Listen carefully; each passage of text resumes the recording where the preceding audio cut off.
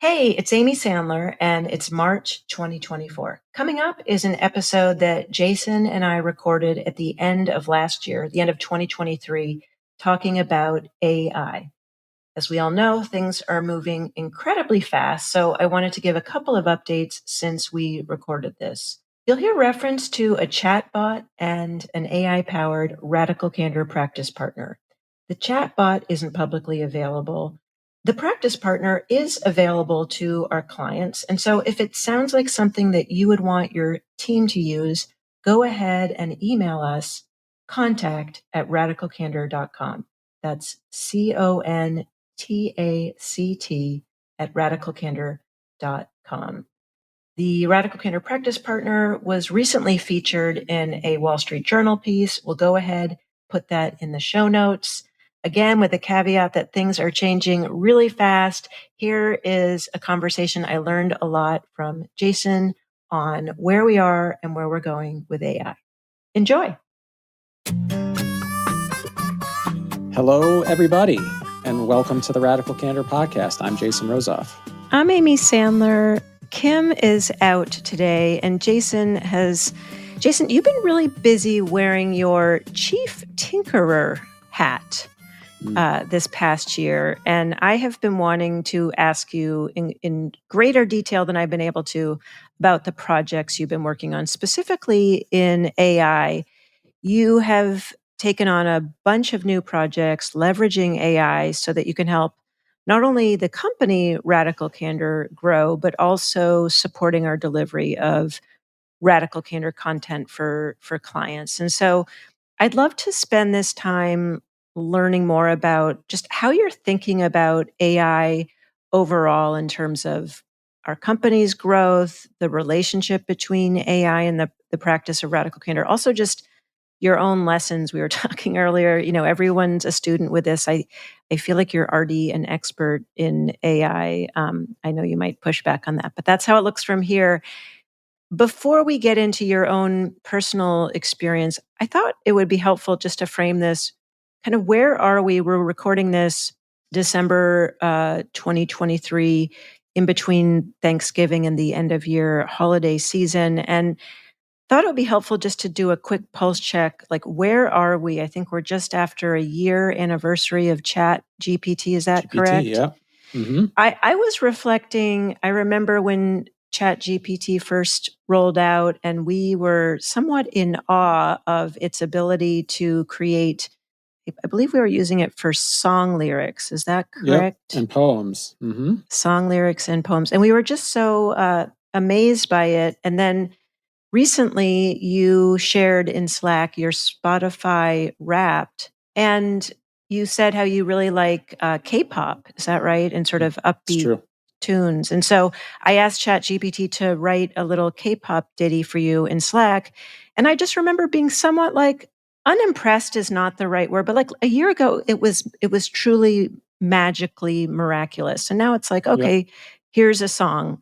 Mm-hmm. Before we even get into it, have you had that same sense of just how rapid both the change, but then are almost processing it and being somewhat nonplussed by the changes?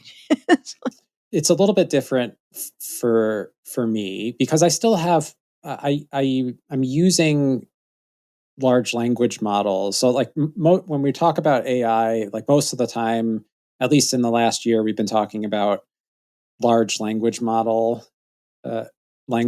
That's the type of AI that we've been talking about. There's other types of AI that exist in the world that do very different things.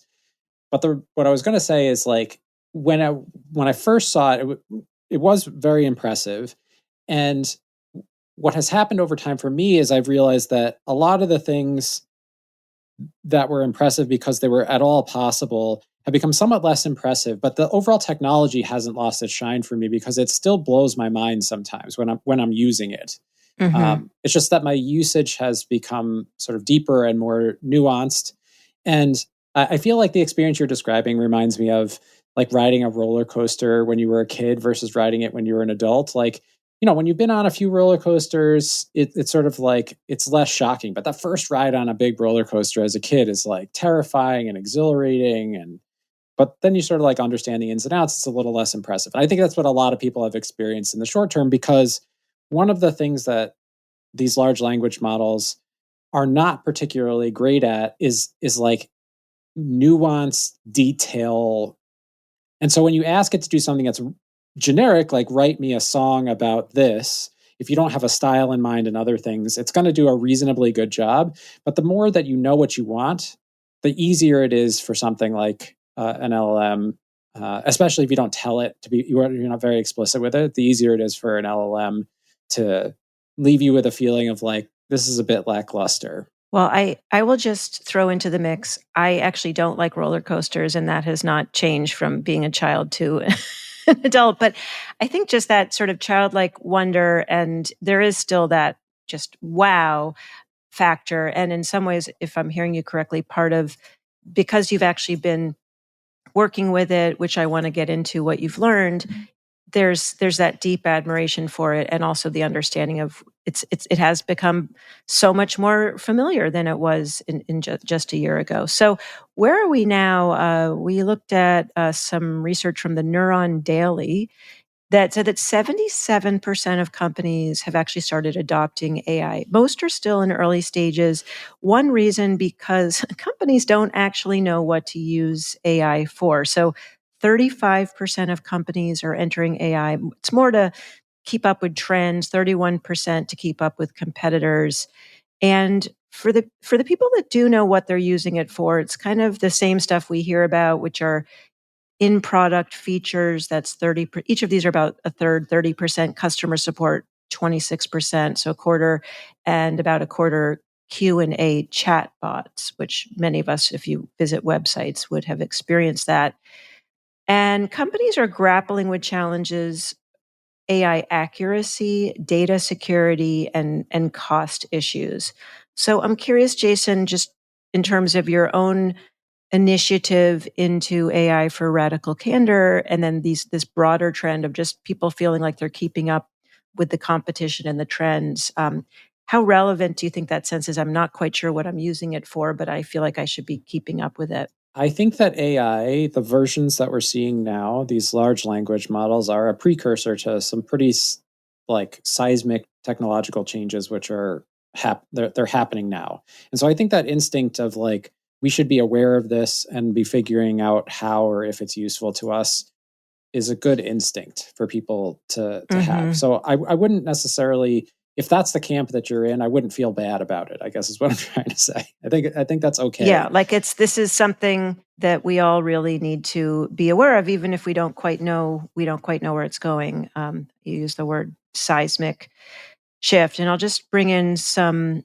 content from a recent Harvard Business Review piece. This is by the co-authors of a book called The Human Machine, if I pronounced that correctly, Humankind, Machines, and the Future of Enterprise. Authors are Nada R. Sanders and John D. Wood. They note that the current hype cycle is around AI capability, digital skills, and the need for organizational change management. But our current finding reveals the importance of specific human capabilities to the successful use of AI.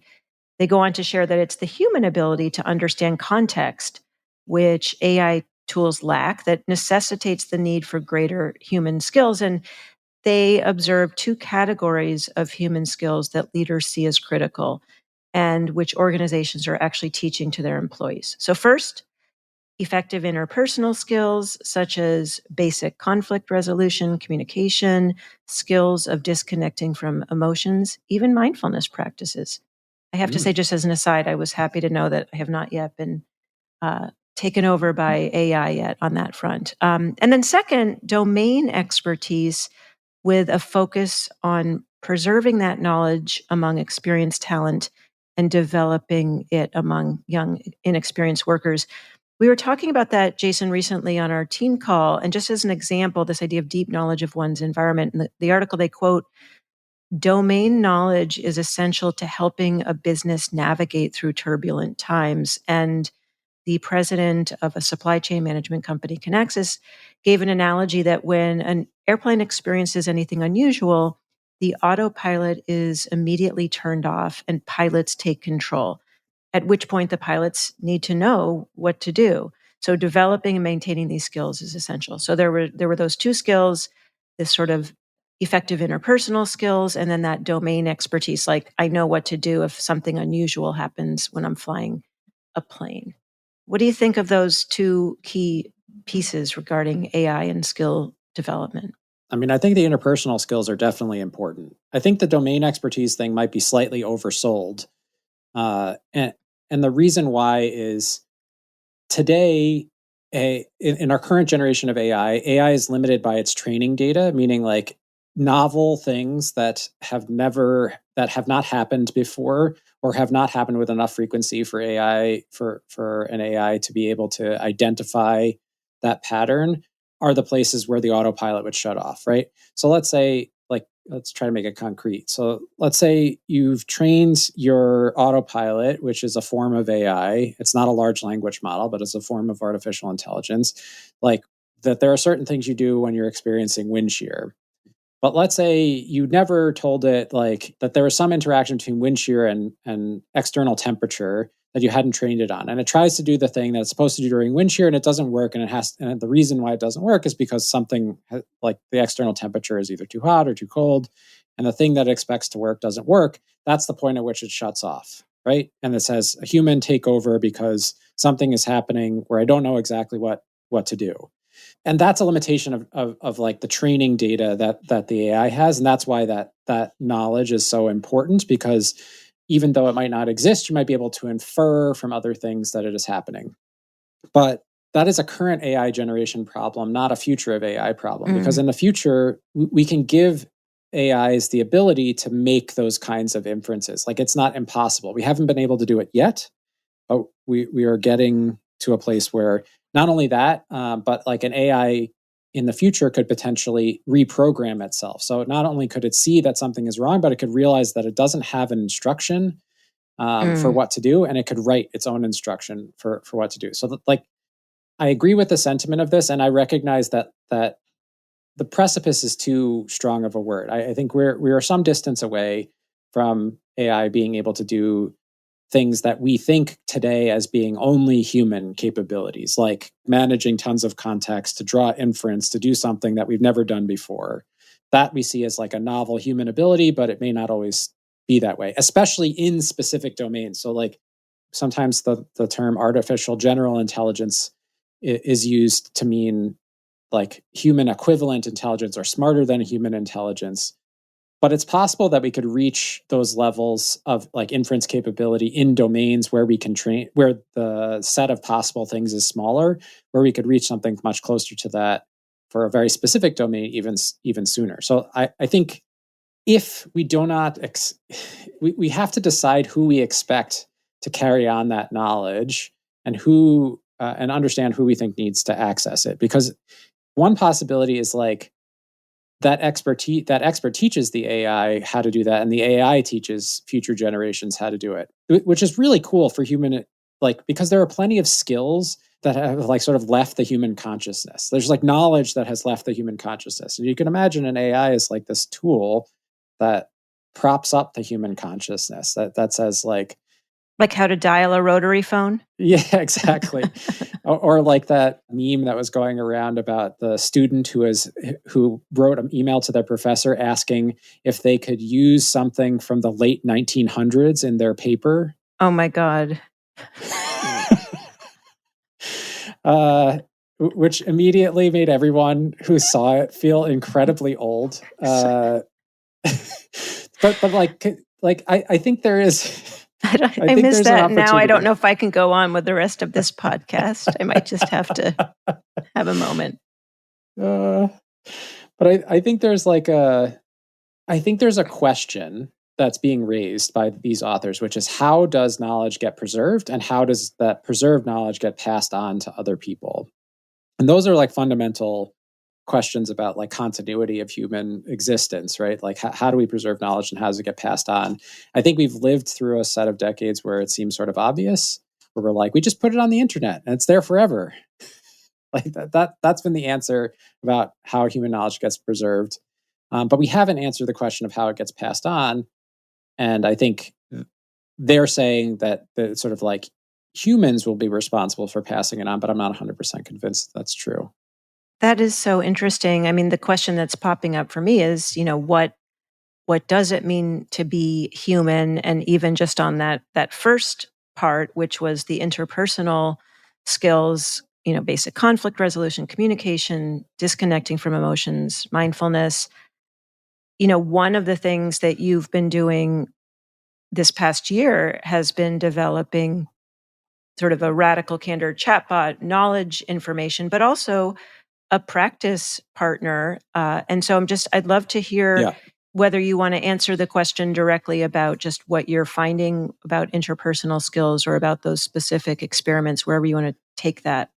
My gut reaction to that is like, one of the things that AI is best at is separating itself from emotion, because it doesn't have emotions. Large language models are like predictive text models. Essentially, they're like figuring out what string of words makes most sense together based on all the context that you provided it, which by definition doesn't include emotion. So in fact, they had to like train emotion, specifically like empathetic responses, back into the AI, right? When they first trained it, it wasn't producing empathetic responses, but they had human beings provide new training data to the AI that helped it respond in a more empathetic way.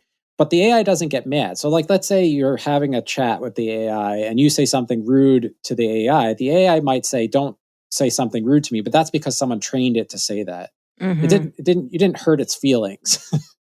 um, and I think is this the one case you can say to someone else, "Don't take it personally"? Yes, you can say to an AI, "Don't take it personally," and they won't. And so I think that while emotion is a very valuable like part of human consciousness, meaning it connects us to like to other parts of reality that would not be immediately accessible to an AI, there are bugs in the software of human emotion, like the fight or flight response and all this other stuff that in the context of modern society where you're not literally in danger all the time of like starving or being killed by mauled by a bear or whatever, there are bugs in that software that make us that can cause a cascade of responses, not just the initial emotional response, but like biochemical and biophysical responses that you have to, as you very well know, as a mindfulness teacher, have to like outcreate. You literally have to like train your body to respond differently as those reactions start to happen by bringing. And mindfulness is a very, very powerful tool for that. But AIs don't have that limitation, right? They don't have those bugs. And so I was reading an article recently where the author said something to the effect of, they asked the AI for something and the AI responded, and they responded to the AI saying, this, and this were not very helpful. Can you find another way to state those things? And the AI was like cheerily, sure, no problem. Here, how about this? Like, and they were realizing like, if I said that to like my coworker just that way, like it's highly probable that would have caused like triggered an emotional response, even though like the intention wasn't there. And they were like, there was this moment of recognizing, oh, like I can be very clear. And my clarity, being clear with the AI is seen as a positive thing, whereas being very clear may or may not be seen as a positive thing with a person. And like, what is the cost of that? Like, what does that cost everybody to like constantly be thinking about everybody else's emotions? So anyway, can I pause on that? Because that is so interesting. I just like yesterday or the day before was putting in a prompt in ChatGPT, which can now do like illustrations. And I was asking it to draw a 2x2 matrix and put some words in.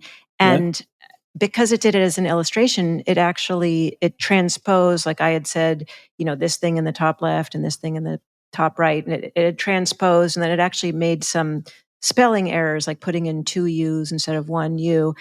But it was like, well, it tried so hard, and like it looks so interesting, and it made like a drawing of trains, which was so interesting. And it's like, I don't really want to say, why are there 2 U's? And like, why did you?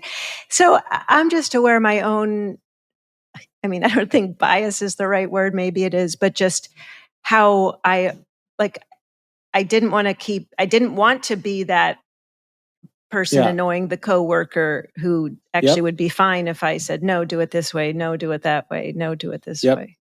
And I think like this is the place where why I think it's so like having the attitude of curiosity that we started the episode with, of like, I'm kind of like trying to keep up with it because it seems like something is happening with this, is really helpful.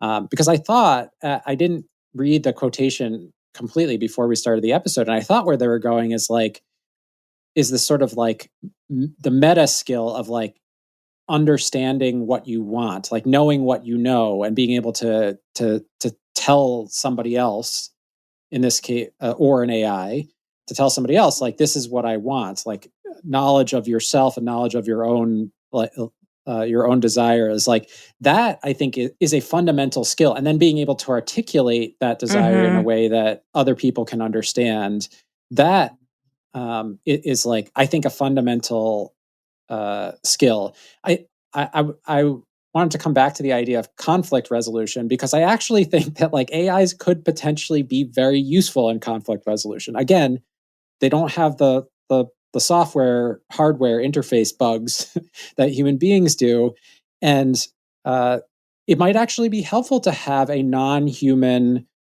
interface in a conflict to reflect back to you in a more dispassionate way that might be a little bit easier to accept coming from a machine, you know what I'm saying, coming from an AI, than it might be from another person.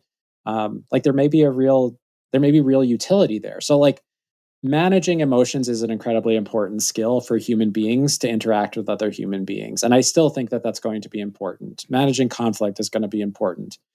But I think that to say that like these are fundamentally the domain of human beings misses the point to some degree, because I think that AI can act like a prosthesis, like it can help support us in doing these things that are very difficult to do, especially when we might be hitting one of those sort of like the bug conditions where we're feeling overwhelmed by something. Like having the AI might actually help us figure out how to process that.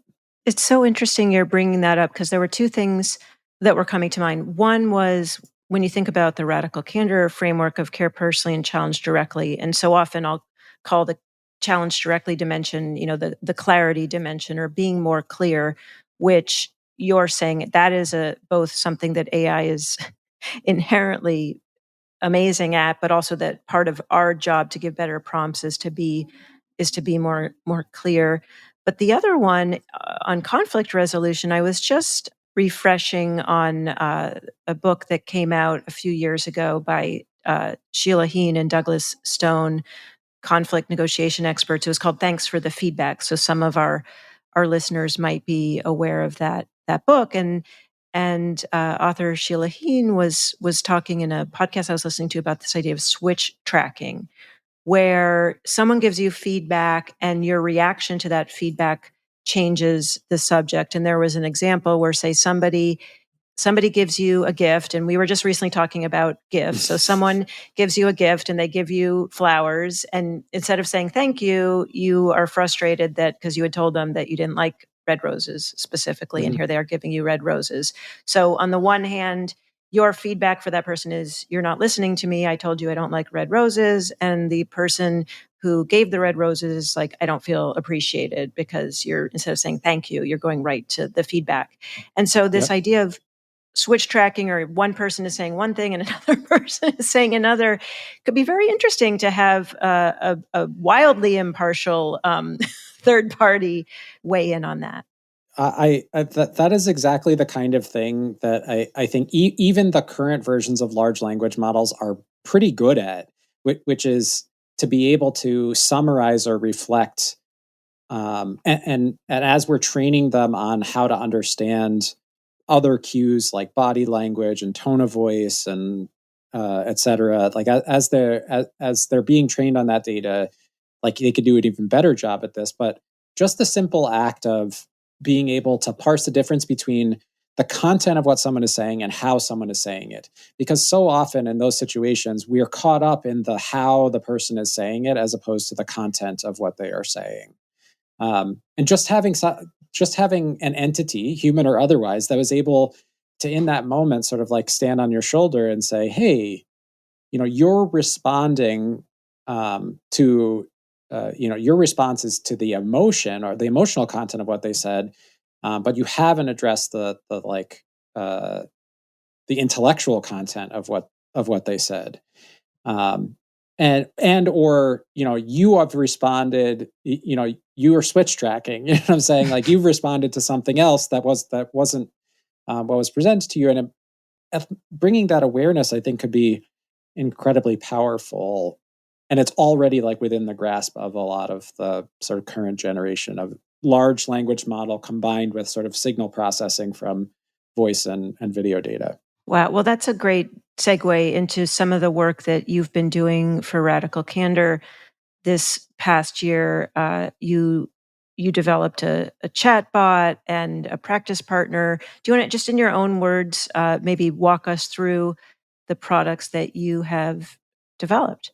Sure. So the Radical Candor KnowledgeBot is a pretty simple, from the perspective of like things being built on top of AI idea, which is AI has been most of the large language models we refer to, like the GPT models. Facebook has the Llama model. There is Bard, which is powered by the Gemini model from Google, has been trained on these enormous data sets, which is basically everything available on the internet. So like everything that humans ever wrote down, they like plugged into these things. And one of the things it's best at is answering questions about stuff that it knows. But as you can imagine, it is helpful in some situations to, let's say, think of it as like the AI has access to the largest library in the world. But what if you brought a set of those books right to the front of the library? But they have an orange cover? These are the most important. Yes, they have an orange or a purple cover. And you're like, the AI, these are the most important books in this library. And so when you're answering questions, what I want you to do is I want you to consider either these books first or only these books. So try to generate an answer either from these books first or from only these books. And so those are two different instructions that you can give one of these models. And in one case, what'll happen is if you say only use these books, it's going to develop like a mini model based on the content that you give it. And otherwise, it'll just sort of like prioritize the content that you've given it. So what we did is we took regular ChatGPT with a little bit of a system prompt to kind of guide how I wanted it to respond. So like what attitude to bring, what kinds of responses would be helpful, whether or not to include sources. Those are the things in the sort of core system prompt. And then everything else was like, do your AI thing on top of this data. And what I gave it to start was the blog. So the 300 and some odd blog posts, 350 blog posts that we have on radicalcandor.com. I gave it the access to all of our podcasts links on the website. And recently I have added the book, Radical Candor, 2nd edition, to the corpus of what it knows. And what I told it was only answer questions about the topics that are included in the materials that I've trained you on. So, for example, what's a good Radical Candor question? I'll open the bot right now. Yeah, I thought it would be great to try that out right now. So a good question would be, how do you know if you are practicing radical candor or not? Okay, let's see what it says. That might be pretty broad, so I'm curious. If you are practicing radical candor correctly. The bot is thinking. Bot is thinking. To know, okay, this is what the bot replies. To know if you're practicing radical candor correctly, you should return to the core principles and ask yourself if you are showing that you care personally and challenge directly. You can gauge the guidance you get by keeping a tally of how often people criticize or praise you, and be wary if it's all praise. Sharing the Radical Candor framework with your team helps create a shared vocabulary, encourages you to give candid feedback. I'm not reading this correctly. My brain... Did it say that, or are you ad-libbing right now? No, I'm not ad-libbing. It did say something very close to that. Here. Sharing the Radical Candor framework with your team helps you create a shared vocabulary, encourages them to give you candid feedback. Pay attention to how others respond to your feedback and adjust your approach accordingly. Remember, radical candor is measured at the listener's ear, not the speaker's mouth. So it's important to be aware of how the other person hears what you say. Additionally, asking your team to gauge your guidance, having a visual reminder of the radical candor framework can help make the practice feel more natural and remind you to stay on track. And then it gives links to a blog post. It points someone to chapter 6 of the book and to Radical Candor podcast episode 5 Ways to Gauge Your Feedback. So those are the 3 resources it gave. What do you think? How would you grade that?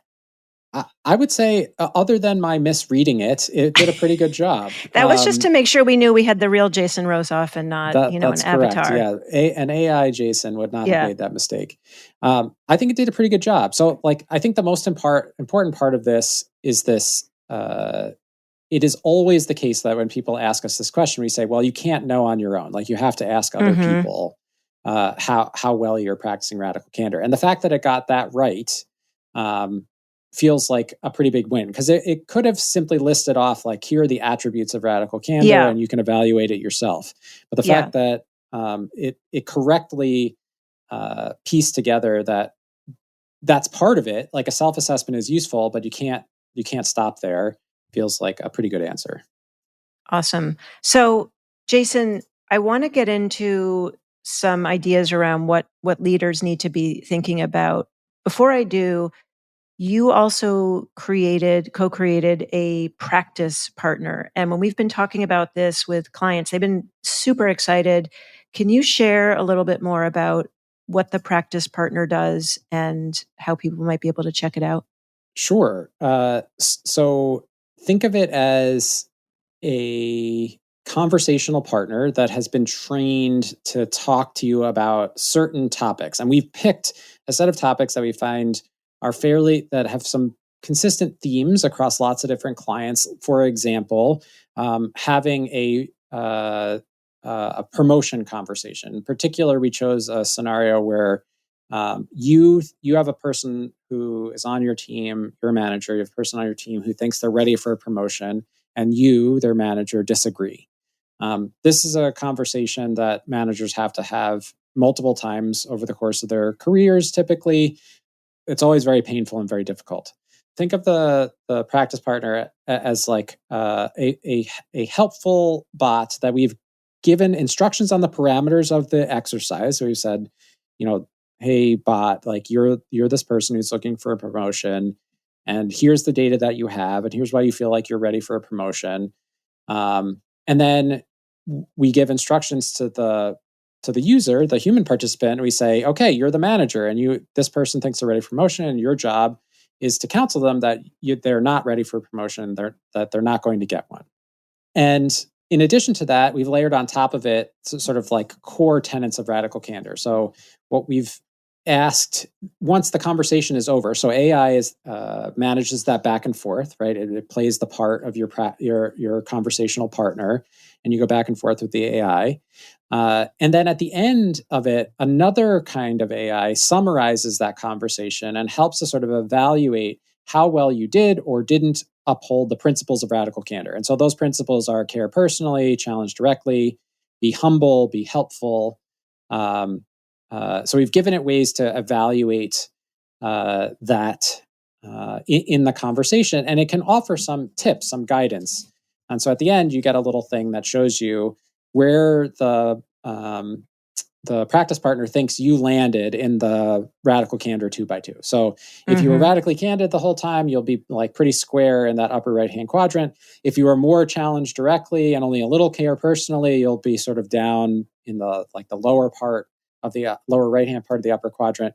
If you were ruinously empathetic, meaning you didn't challenge directly, but you showed you cared personally, you'll wind up in ruinous empathy.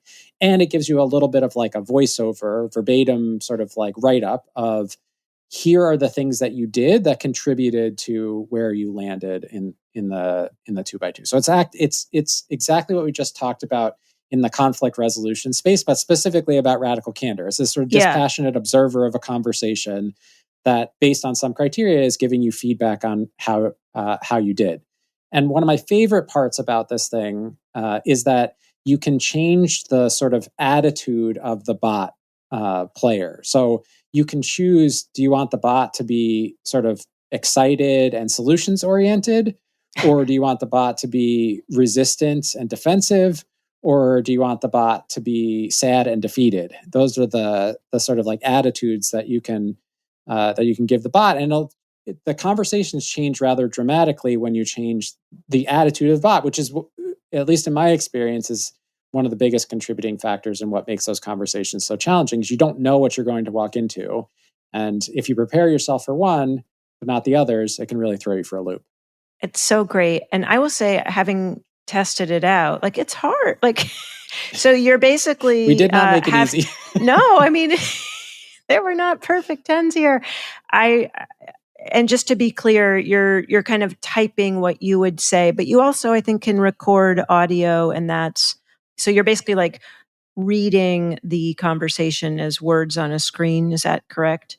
Yes. And with the latest version of it, you can say what you want to say. So you don't actually have to type it. You could speak what you wanted to say, and the AI will turn that into text that the bot can then interpret. Cool. Is this something that can people access now, or are we still kind of in development mode? Not commercially available, but if this sounds like something, I know many of the listeners to the podcast are also clients of Radical Candor. And if it sounds like something that you're interested in, you should reach out to us. Drew, who many of you have met, would be excited to give a demo. So if you send a note to client-inquiries@radicalcandor.com, we will set up a demo for you. Cool. And we can at the end put in maybe the spelling, or put it in the show notes. Just to go back, Jason, to sort of pull the lens back a little bit, I wanted to reflect on, how are you thinking about this as a CEO of a company, obviously a smaller company. There was some research from McKinsey, and what they were saying from this research was that about half of today's business activities could be automated a decade earlier than previous estimates. So McKinsey was saying that Gen AI, generative AI, is also likely to inform discussions in the C-suite. How is the company creating value, and whether the addition of Gen AI capabilities is allowing for industry or business model reinvention? And so they are recommending leaders ask themselves a range of critical questions focused on this new nature of work in Gen AI enabled organizations. So these are some of the questions. Jason, I'm so curious to get your perspective on them. So first, does the organization have the right technical talent and risk infrastructure in place? How can corporate culture enable or inhibit the adoption and usage of Gen AI? And how should organizations change their talent management approaches? And, it's kind of interesting / poignant. We were just having a team call this morning. This is our last team call of the calendar year, and we were updating on our goals. And you had in your video, there was an AI generated summary of your update, and one of the last bullet point in Jason's update, it said shift of role. And so I was just about to see Jason's video. I was clicking on it, and then I saw that last phrase. It leapt out at me, and all of a sudden, my negativity bias went into, hyperdrive, and I was like, "Oh my gosh! Like, is he like? What does this mean? This sounds terrible.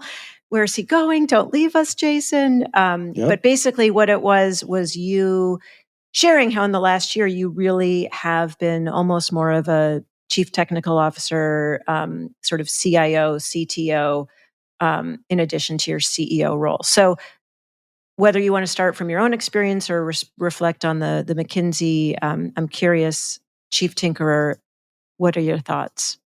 Yeah. So I really feel like McKinsey research is like they're working overtime to sell McKinsey hours with that particular paragraph, because there is nothing more consulting to me than, hey, here's a technology that you feel like you don't understand, and here are some questions that you're ill-equipped to answer. Hire McKinsey. We will help you answer the following questions about your company. That is how that paragraph and set of questions read to me when I read it. And look, I have nothing against McKinsey or consulting in general, but I do think that the one thing that we haven't really touched on is like the ethical considerations. And I know we're going to talk a little bit about have the emotional considerations, like how people feel about AI in a moment. But I want to talk about the ethical considerations. I think as a business leader, I'm thinking about what are the ways in which we can grow this business. Now, our business is is successful but small.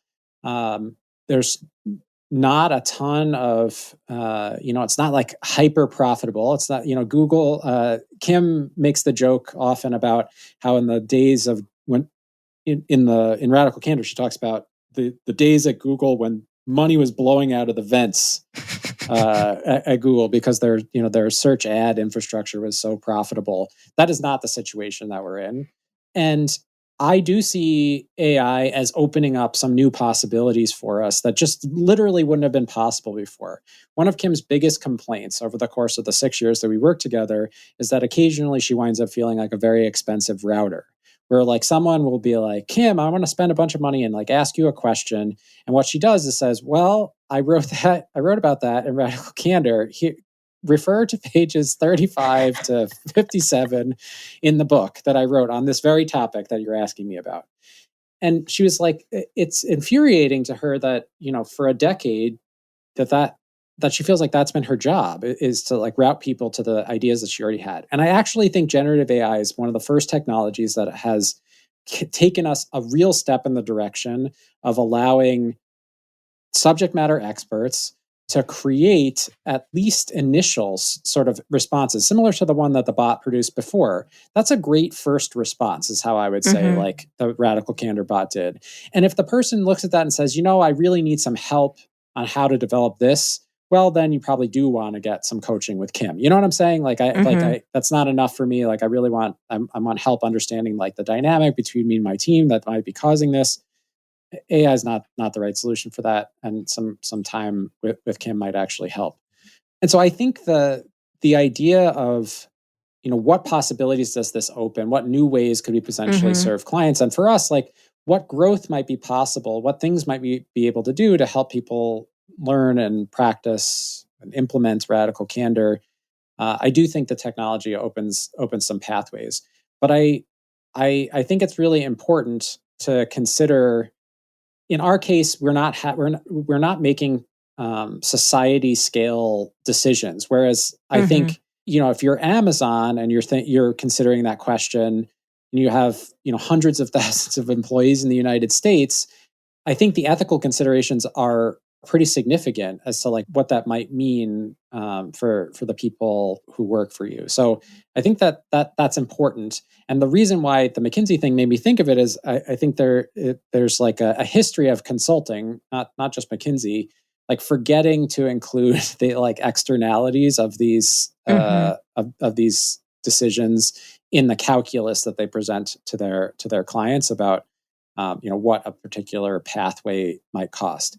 I do think that if we are going to build responsible and ethical AI, we really need responsible and ethical business people, scientists, philosophers, thinkers to be engaging with this technology and helping to set its direction. I don't think the answer, I don't think a Luddite approach is going to work where you say, I'm just going to ignore that this thing exists and sit on the sidelines, because the commercial possibilities are so significant, like that I really feel like I would encourage everybody to engage to some level in thinking about not only how can AI help me and my business and my customers, but like what role do I want AI to play in the future of my business, and how might that impact the people who work with and for me?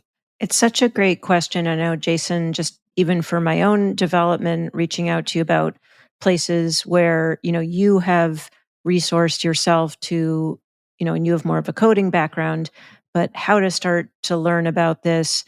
What are your recommendations for someone who's maybe not the CEO per se, someone who would like to develop some of these skills for themselves? Like, how do you think a listener who, whether they're a new manager, whether they're more seasoned but might not have experience or an engineering background, like what would be one next step that you would recommend someone to start taking there to familiarize themselves with these tools and ideas?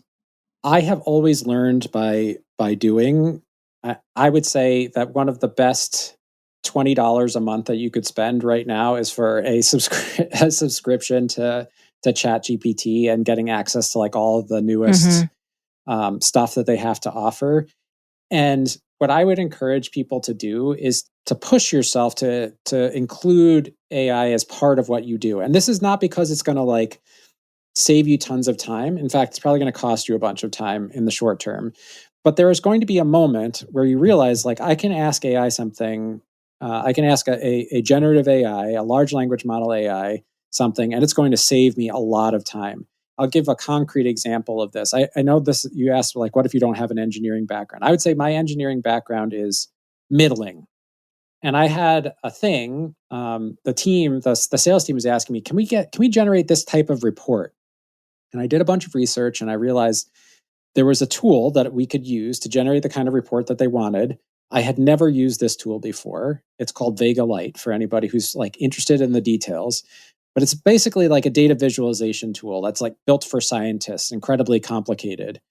And I started to like read the documentation and do all the old things that I used to do when I was like running into a new technology and didn't know how to use it. And then I was like, this is dumb. I should just ask ChatGPT if it knows how to do this. And ChatGPT was like, hell yeah, I know how to do that. And I was like, can you just show me the code? Like, this is what I want to do. This is the visualization that I want. Can you write the code for me that does this? And they were like, yep, no problem. Here's the code that does the thing that you want to do. And instead of spending like, I want to say 20 to 40 hours, I wound up spending 10 hours total on the project. And I was able to create like 3 additional visualizations that they were asking for instead of just the one that they originally started with. And I actually feel like I understand it better than if I had just read the documentation. Wow, that's so amazing. I love that reflection, and I'm curious, as you sort of think about the year ahead and what you've done in the past year, do you even have an idea of the kind of tools that you're curious to explore for next year?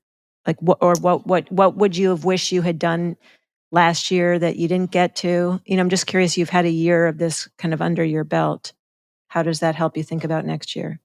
The question that I'm asking is like, how can I use AI to make me smarter or faster? Make me smarter or faster, not just the business smarter or faster. But that's the question that I'm asking myself. And so that today, for example, that question pushed me. I wanted to do an analysis of some of the sales data that we have. And I knew that the data was not in the perfect format to do the type of analysis that I wanted. And I started to think about, okay, so like, how do I download the data and what do I do with it? And I was like, this is dumb. I should ask ChatGPT. So I like downloaded the data, uploaded it to ChatGPT, and I was like, run this analysis for me.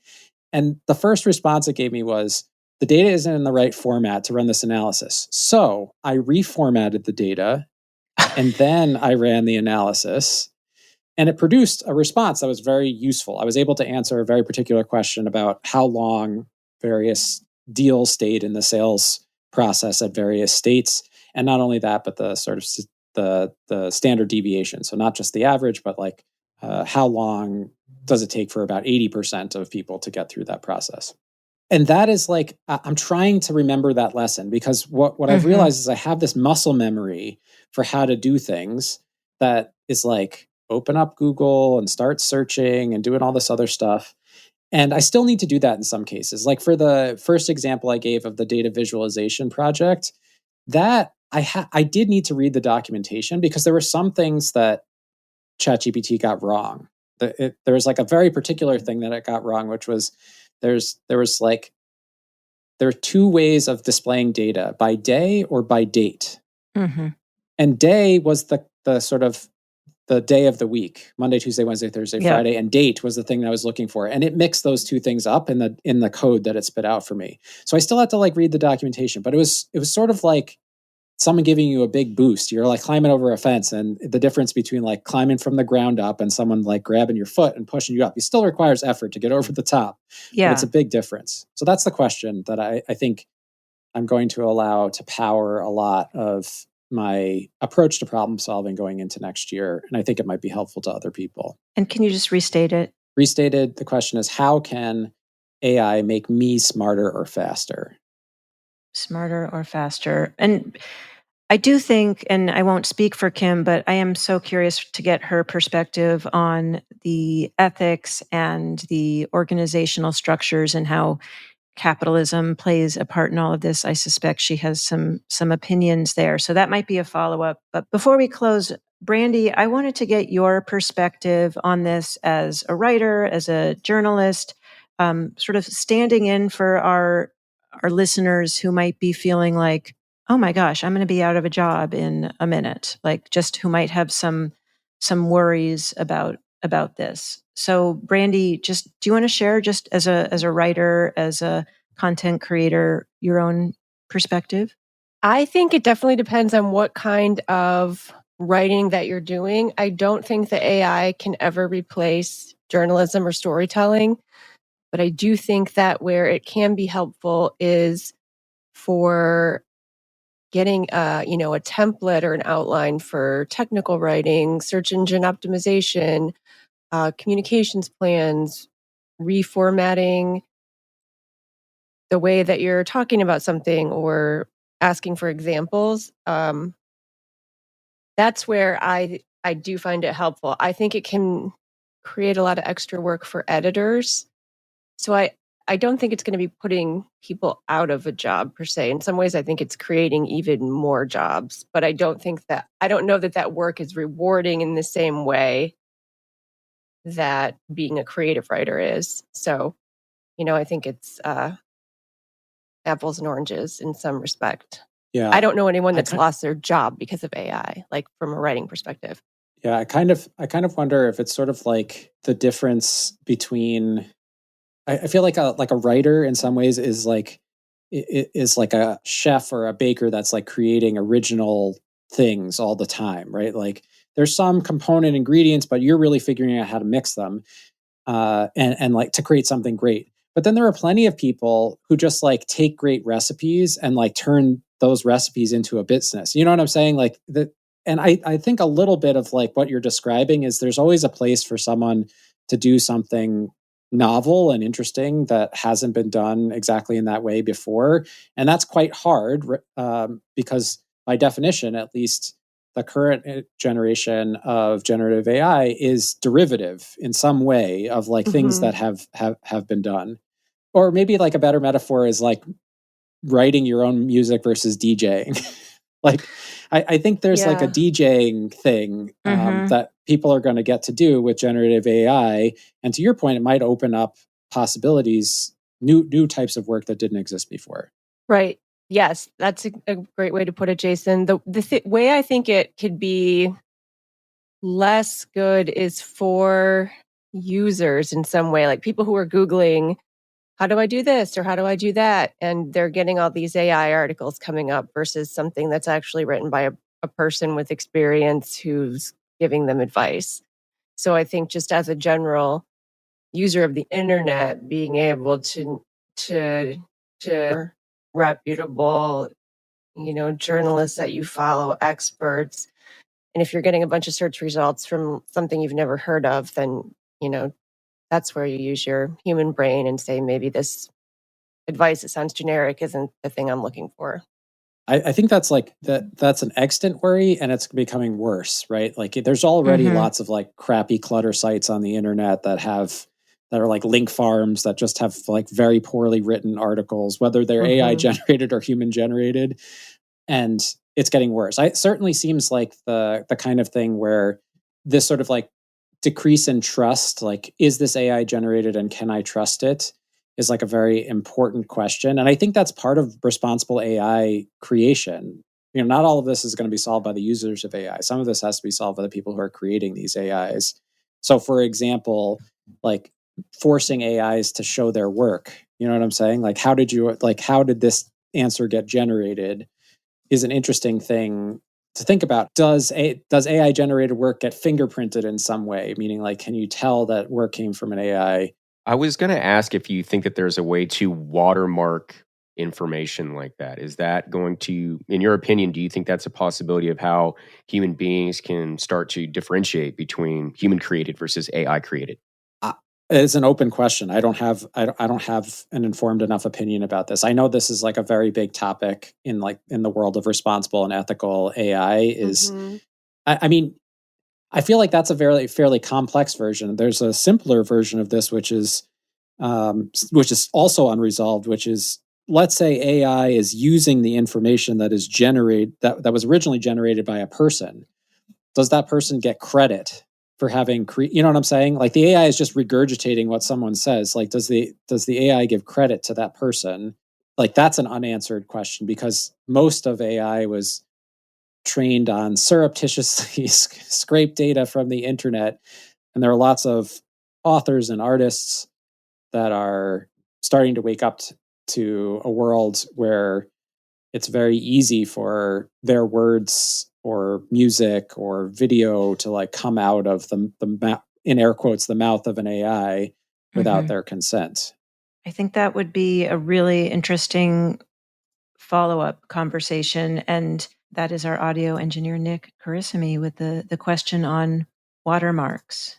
Well, with that, let's go through our tips so that folks who are listening, who are just getting started, can start learning a little bit more by doing. I'll start with tip number 1, which is what I've been doing, which is, as Jason said, getting a membership with ChatGPT. I've been using it this past year here and there with different prompts. I've also been really curious about using ChatGPT for storytelling, and curious where that's going to take me. So if I have additional content to share in a year's time, I will circle back on that. So just starting to test it out with seeing where the prompts take you on ChatGPT. That's openai.com. And if you like, there's a button in the upper right-hand corner that says try ChatGPT. What's fun is like, it's just a chat box. You can type in whatever you want, ask any question you want, ask it to do whatever you can think of to make it to do. It does not yet do laundry, though, I have found. Yeah.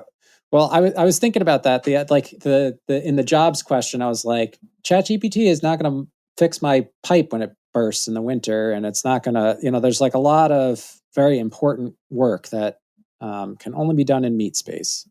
MEAT or MEET, yes, or both? MEAT, meat, okay. Meat as in we're bags of meat and bones. Yes. Yeah. Oh my God. Do you have any additional tip, Jason, in terms of, besides just trying it out, anything to read or learn? That is a great question. I think the thing that I found myself doing is use your social networks to identify people who are doing interesting things in AI. I have found that there are a bunch of really cool, practical tip givers on LinkedIn who are using Gen AI to do marketing or using Gen AI to do sales related stuff. And often what they'll do is they'll share a prompt with you, and then you can like go to ChatGPT yourself and type in the prompt and play with it.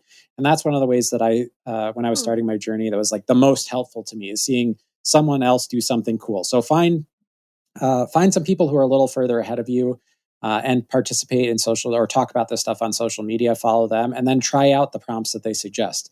There are also some newsletters that you can subscribe to. I subscribe to one called the AI Tool Report, and that's sort of like a news of the day in the world of AI. If you're curious about that type of stuff, like what's happening in the business of AI, as well as technical resources. So like some of those prompt examples that I was talking about. And there's a community behind that. So if you wanted to, you could always pop back and ask some questions of the people who participate in that. Cool. Yeah. For more tips, you can visit us at radicalcandor.com/resources to download our free learning guide, sign up for Radical Candor on Masterclass, get our lit video book, register for our workplace comedy series, The Feedback Loop, and more. To see show notes for this episode, you'll head over to radicalcandor.com/podcast. And as always, praise in public and private, criticize in private. If you like what you hear, please rate, review, and subscribe to this podcast wherever you listen to podcasts. And if you have criticism for us, we definitely want to hear it. Please email it to us at podcast@radicalcandor.com. We read all of them. So thank you for everybody who has sent those through to us. Bye for now. That was the real Jason Rosoff closing us out. Goodbye. Bye-bye. The Radical Candor podcast is based on the book Radical Candor, Be a Kick-Ass Boss Without Losing Your Humanity by Kim Scott. Episodes are written and produced by Brandy Neal, with script editing by me, Amy Sandler. The show features Radical Candor co-founders Kim Scott and Jason Rosoff and is hosted by me, still Amy Sandler. Nick Carissimi is our audio engineer. The Radical Candor podcast theme music was composed by Cliff Goldmacher. Follow us on LinkedIn, Radical Candor the company, and visit us at radicalcandor.com.